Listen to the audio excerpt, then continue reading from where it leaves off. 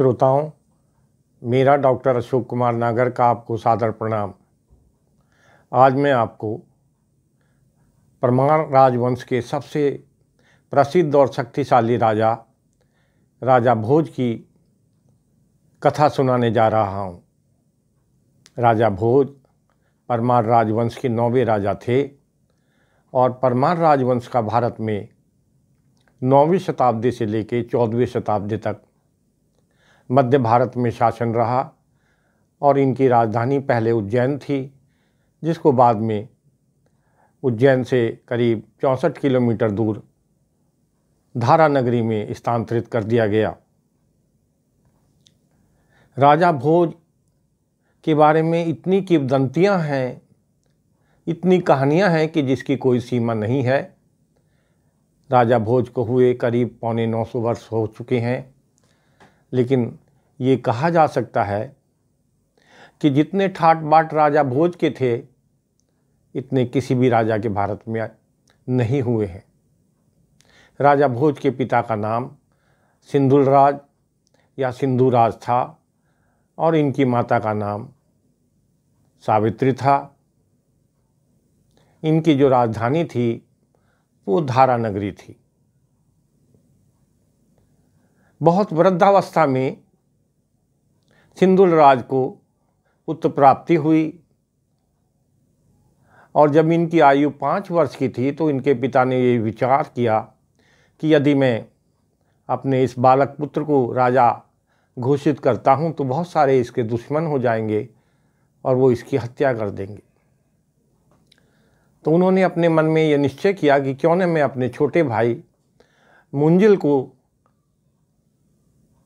राजा बना दूं और इस बच्चे के पालन पोषण का भार जो है मैं अपने भाई के ऊपर दे दूं, ताकि बड़ा होने पे वो मेरे पुत्र को राजा बना दे। यही विचार कर सिंधुलराज ने अपने छोटे भाई मुंजल को राजा घोषित कर दिया और इस 5 वर्ष के बालक को उनकी गोद में बैठा दिया।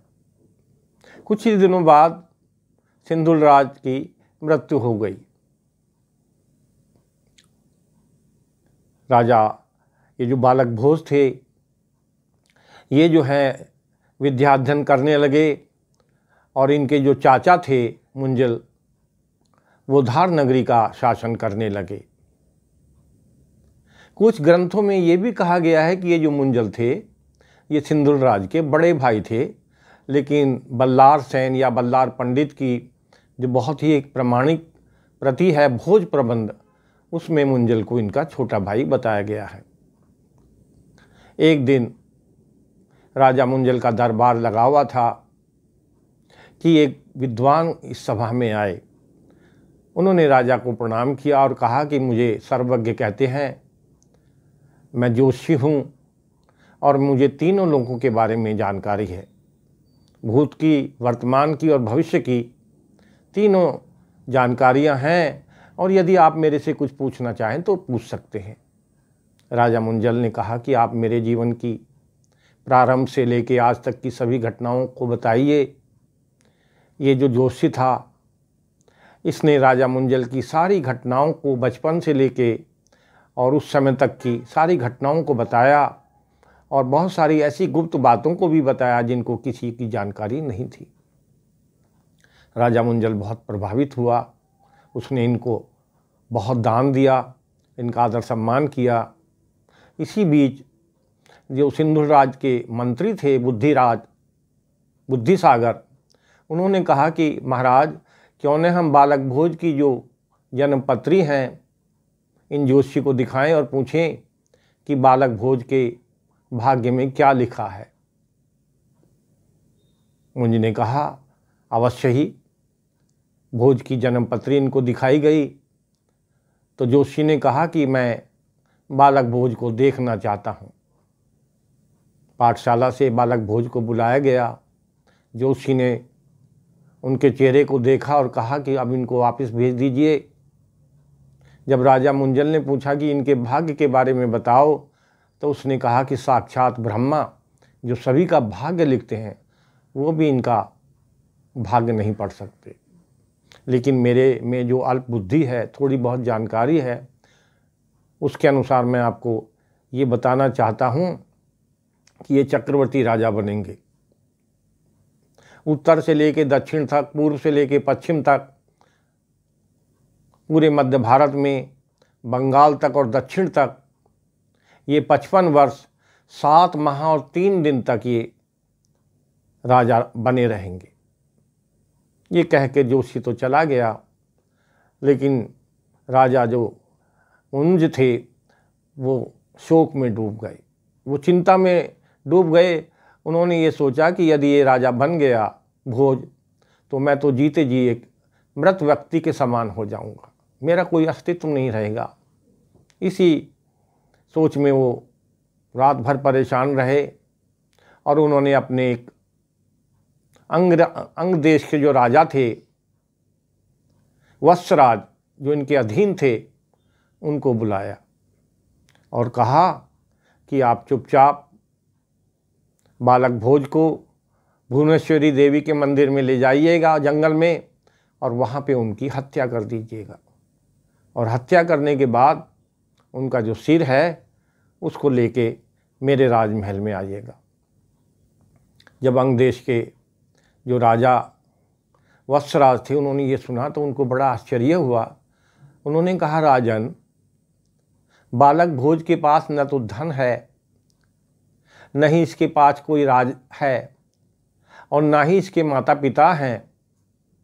इसके पालन पोषण की जिम्मेदारी इसके पिता आपको सौंप के गए हैं, तो आप इसकी हत्या क्यों कराना चाहते हैं? दूसरे ये है कि मनुष्य को वो कार्य करना चाहिए सोच समझकर जिसके करने पे बाद में पछतावा ना हो।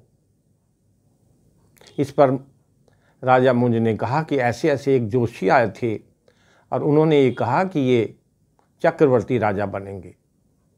इस पर वत्सराज ने कहा कि देखिए, त्रिलोकीनाथ भगवान राम जो थे, उनके राज्याभिषेक का जो समय था या मुहूर्त था, वो ब्रह्मा जी के मानस पुत्र गुरु वशिष्ठ ने बताया था। गुरु वशिष्ठ जो थे ये ब्रह्मा जी के मानस पुत्र थे और राजा दशरथ के राजपुरोहित थे। इन्होंने ही जन्म सब कुछ देखकर, पुस्तकें देखकर, जन्मपत्री देखकर भगवान राम के राज तिलक का समय और मुहूर्त बताया था। लेकिन हुआ क्या? ठीक उसी समय, जो मुहूर्त का समय था राज तिलक का, उसी समय भगवान राम का वनवास हुआ। राम जी की, भगवान राम की और सीता जी की जन्मपत्री का मिलान भी गुरु वशिष्ठ ने ही किया था। सीता जी को अपने जीवन भर कोई आराम नहीं मिला।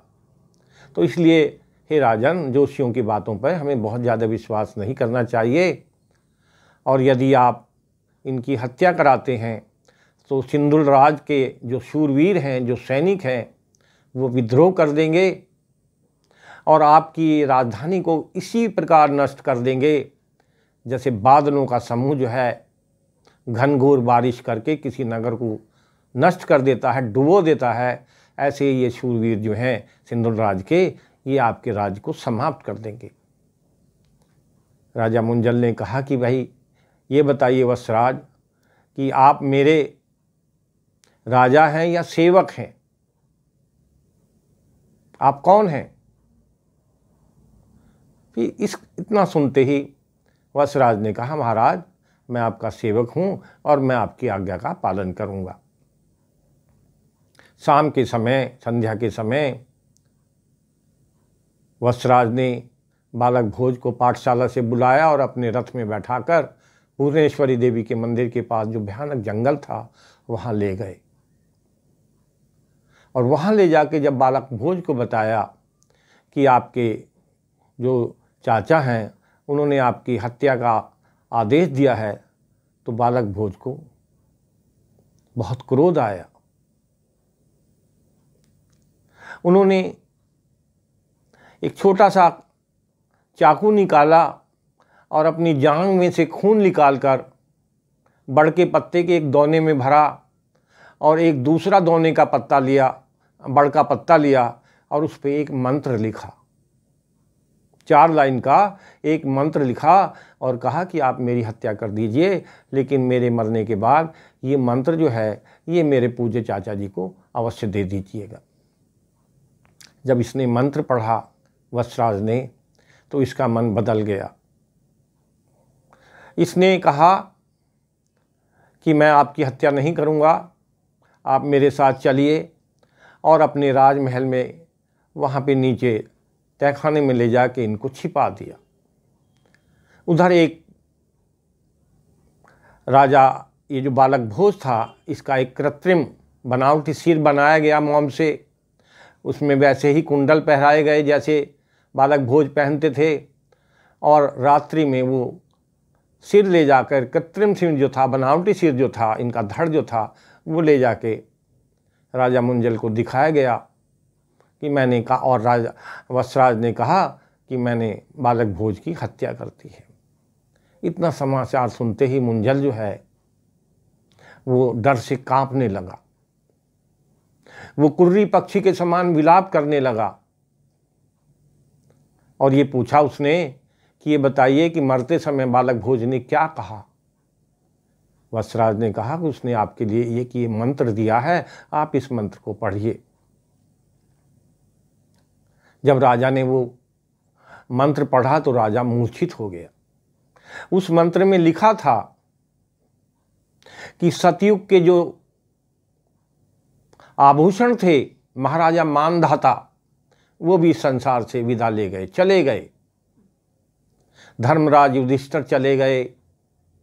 लंका में समुद्र के ऊपर जिन्होंने पुल बनाया और लंका के राजा रावण को जीता, वो भगवान राम अब कहाँ हैं? वो भी चले गए। धर्मराज युधिष्ठिर चले गए और बहुत सारे राजा थे, बड़े बड़े राजा जो थे, वो इस संसार से खाली हाथ चले गए। लेकिन मुझे ऐसा लगता है कि आप पृथ्वी को अपने साथ ले जाना चाहते हैं। राजन, ऐसा लगता है कि पृथ्वी यानी राज को, अपने राज को आप अपने साथ ले जाना चाहते हैं। ये उस मंत्र का मतलब था। राजा भोज, बालक भोज के इस मंत्र को पढ़कर उनका जो चाचा थे मुंजल, बहुत ज़ोर ज़ोर से, मैंने बताया कि विलाप करने लगे और बेहोश हो गए। इनकी पत्नी दौड़ी दौड़ी आई, आंचल से अपना हवा किया।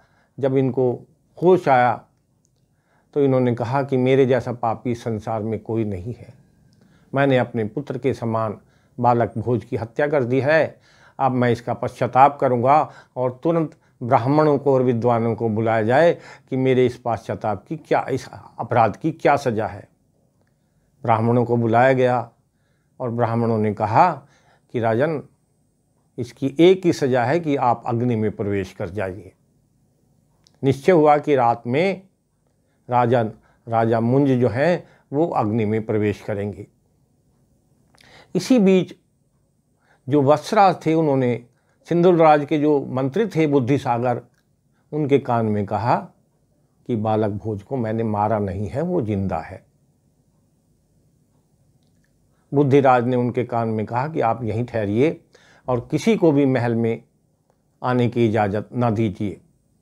थोड़ी देर पश्चात ही एक बहुत विशाल सन्यासी, जिसके केस जो थे जूट के समान थे, पूरे शरीर पर कपूर से मिली हुई भस्म लगी हुई थी, जिसके हाथ में एक हाथी दांत का बना हुआ बहुत मोटा दंड था और दूसरे हाथ में एक कपाली थी, खोपड़ी थी मनुष्य की। वो कापालिक साधु जो है यहाँ पे राजा के महल में आया। जब राजा के मंत्रियों ने देखा तो कहा, प्रभु आप कहाँ से आए हैं? योगेंद्र, बताइए कि आप, योगी महाराज आप कहाँ से आए हैं और कहाँ जा रहे हैं? तो योगी ने कहा कि पूरा जो संसार है, तीनों लोक, ये हमारा घर है। ना हम कहीं से आए हैं ना कहीं जाएंगे। हम तो भगवान शिव के उपदेशों का प्रचार करते हैं और हर घर में हमारे लिए भोजन है। तीनों लोग हमारे लिए अपने घर के समान हैं। राजा मुंज जो दीवार के पीछे खड़ा हुआ ये सब सुन रहा था, तुरंत आया और कहा कि योगीराज, ये बताइए कि ये जो आपके हाथ में खोपड़ी है, क्या इसमें कुछ शक्ति है? क्या आप मेरे मृत पुत्र को जीवित कर सकते हैं? कापालिक ने कहा कि यदि किसी व्यक्ति को सांप काट ले, किसी व्यक्ति को और किसी प्रकार के जहर से मृत्यु हो जाए, किसी रोग से मृत्यु हो जाए, किसी अस्त्र से उसका कोई शरीर का अंग जो है कट जाए, हम सभी ऐसे लोगों को जीवित कर सकते हैं। राजन, आप चिंता न कीजिए, हम आपके पुत्र को जीवित कर देंगे। आप शमशान घाट में कुछ सामग्री पहुंचाइए और वहां जाके हम यज्ञ करेंगे और आपका जो पुत्र है ये जीवित हो जाएगा। शमशान घाट में सामग्री पहुंचाई गई। चुपचाप वहाँ पर जो वत्सराज थे और बुद्धि सागर है, वहाँ पर बालक भोज को भी ले गए और पूरे शहर में यह अफवाह फैल गई कि बालक भोज की जो हत्या कराई गई थी वो बालक जो है जीवित हो गया है। हाथी पर बैठाकर राजा, ये जो बालक भोज है, इसको लाया गया और मुझ ने इनको वहाँ का राजा बना दिया, धार नगरी का, और वो वानप्रस्थ में जंगल में चले गए। इस प्रकार लगभग 15 वर्ष की आयु में ही 1000 ईस्वी के आसपास ये जो बालक भोज थे ये धार नगरी के राजा बन गए। उस समय भारत में लगभग 57 राजा थे। बालक भोज या राजा भोज ने ये सोचा कि क्यों न हम एक विस्तृत और अखंड भारत की रचना करें, बनाएं, सारे राजाओं को अपने में मिलाएं। बहुत सारी इन्होंने चिट्ठियां लिखी और ये राजाओं से युद्ध करने के लिए निकल पड़े। सबसे पहले इन्होंने कल्याणी के राजा चालुक्यों जो थे, जिनकी राजधानी कल्याणी थी, जो आजकल कर्नाटक में हैं, चालुक्यों से युद्ध किया। गुजरात को अपने राज में मिलाया। उसके पश्चात इन्होंने जो लाट एक साम्राज्य था जिसका बम्बई से लेके सूरत तक फैला हुआ था, वहाँ पे चालुक्यों के राजा कीर्तिराज को हराकर अपने राज्य में मिलाया। कोंकण में शिलाहारों का राज था, शिलाहार डायनेस्टी था, और वहाँ का जो राजा था अरिकेश, उसको जो है अपने राज्य में मिलाया। उसके बाद कलचुरी एक बहुत बड़ा साम्राज्य था जिसकी राजधानी जबलपुर के पास थी, उसके राजा गंगादेव को अपने साथ मिलाया। इन्होंने उज्जैन के राजा भोज ने उत्तर भारत में चंदेलों के साथ युद्ध किया। चंदेलों के राजा विद्याधर के साथ इनका युद्ध हुआ, कन्नौज के राजा के साथ इनका युद्ध हुआ, ग्वालियर के राजाओं से इनका युद्ध हुआ, राजस्थान के जो चाहमान थे उनके साथ युद्ध करके वहाँ के राजा को हराया। और बहुत बड़े भूभाग में, जिसमें हिमालय से लेके आप कह सकते हैं कि बंगाल तक, और गुजरात, राजस्थान, महाराष्ट्र, बहुत बड़े भूभाग में राजा भोज का राज हो गया। लेकिन अंतिम दिनों में चालुक्य राजा थे भीम प्रथम, और कलचुरी के राजा गंगादेव के पुत्र थे राजा कर्ण। उन दोनों ने मिलके धार नगरी पर आक्रमण किया। इन्होंने रक्षा करने का बहुत प्रयत्न किया राजा भोज ने, लेकिन वहाँ उसमें इनकी हार हो गई और कुछ ही दिनों पश्चात ये बीमार हो गए और इनकी मृत्यु हो गई। इस प्रकार लगभग 55 साल इन्होंने जो है राज किया। राजा भोज प्रकांड पंडित थे। कहते हैं इनको 64 कलाओं की जानकारी थी। धर्मशास्त्र, राजनीति शास्त्र, खगोल शास्त्र, ज्योतिष शास्त्र, योग विद्या, आयुर्वेद, और ये जो युद्धपोत बनाने की कला, कोई ऐसी विद्या नहीं थी जिसके बारे में राजा भोज को जानकारी न हो।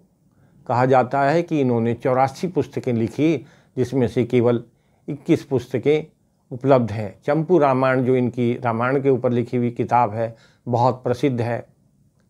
जहाँ तक, हालांकि ये बहुत युद्ध में व्यस्त रहे जीवन भर, लेकिन इन्होंने प्रजा की भलाई के लिए बहुत काम किए। मध्य प्रदेश की जो राजधानी है भोपाल, इसका पहला नाम भोजपाल नगर था, ये इन्होंने ही बसाया था, जिसका बाद में भोपाल और फिर भोपाल हुआ। भोपाल के पास ही इन्होंने एक भोजपुर नगर के नाम से बहुत विशाल शहर बनाया और एक बहुत बड़ा तालाब बनाया, जिसके अवशेष आज भी उपस्थित हैं। वहाँ पर इन्होंने भोजशाला बनवाई और वाग देवी अर्थात भगवान सरस्वती की मूर्ति की स्थापना की गई, और ये मूर्ति जो है बाद में अंग्रेज ले गए थे और लंदन के म्यूजियम में ये मूर्ति उपस्थित है। इसी समय जो इनका शासनकाल था, उसी समय 1027 के आसपास 17 बार महमूद गजनवी ने भारत पर आक्रमण किया, और उसका जो 16वां आक्रमण था वो सोमनाथ के मंदिर पर था। कहते हैं कि 2 सप्ताह बाद इनको ये पता चला कि महमूद गजनवी ने सोमनाथ के मंदिर पे आक्रमण किया है, लूट मचाई है और मंदिर को तोड़ा है। बहुत सारे अन्य हिंदू राजाओं के साथ मिलकर इन्होंने उसका पीछा किया, और वो तो लुटेरा था, पैसा लूटने आया था, वो भाग रहा था, उसको सिंधु के रेगिस्तान से इन्होंने भगा दिया। जो अफ़गानिस्तान का हिंदू शाही थी, वहाँ पर अंतिम राजा था नंगपाल, उसकी भी इन्होंने सहायता की, और इस प्रकार इन्होंने बहुत सारे जो है युद्ध लड़े। जहाँ तक मंदिरों के उद्धार का बात है, जितने मंदिरों का उद्धार राजा भोज ने करा है, शायद ही किसी राजा ने कराया हो। हिमालय पर स्थित केदारनाथ मंदिर का जीर्णोद्धार कराया, सोमनाथ मंदिर का जीर्णोद्धार कराया। उसके बाद ये जो महाकालेश्वर का मंदिर है, ये स्वयंभू है, यानी जो इसका शिवलिंग है वो स्वयं प्रकट हुआ था, लेकिन मंदिर का जो निर्माण कराया था वो राजा भोज ने कराया था। बहुत सारे अन्य मंदिर हैं जिनका निर्माण राजा भोज ने कराया था।